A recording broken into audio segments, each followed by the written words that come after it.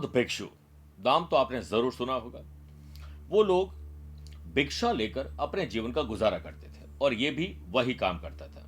भोजन के लिए जंगल से लकड़ियां चुन रहा था।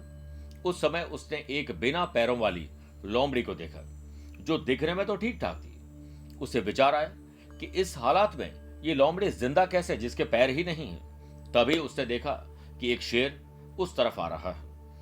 भिक्षु तेजी से एक पेड़ पर चढ़कर देखने लगा कि शेर हिरन को अपने जबड़े में दबाकर लोमड़ी की तरफ बढ़ रहा था, लेकिन उसने लोमड़ी पर हमला नहीं किया, बल्कि उसे खाने के लिए छोटा सा मांस का टुकड़ा दे दिया। भिक्षुक जो पेड़ पर बैठा था आश्चर्यचकित होते हुए बुदबुदाता है कि लोमड़ी को मारने के बजाय उसे भोजन दे रहा है शेर।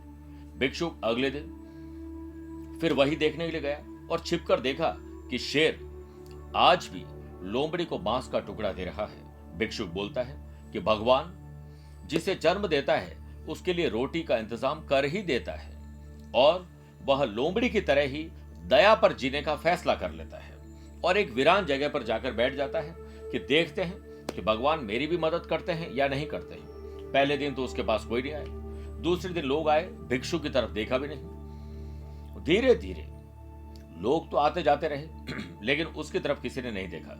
उसकी ताकत, चूंकि भोजन ही नहीं मिल रहा था, तो कम होती जा रही थी। चल फिरना बड़ा मुश्किल हो गया था। तभी वहां से एक महात्मा गुजरे और भिक्षु के पास पहुंचे।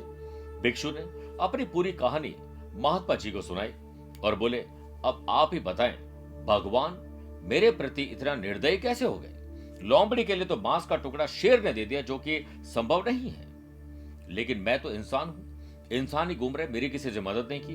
तब महात्मा जी ने कहा कि तुम इतने मूर्ख कैसे हो सकते हो?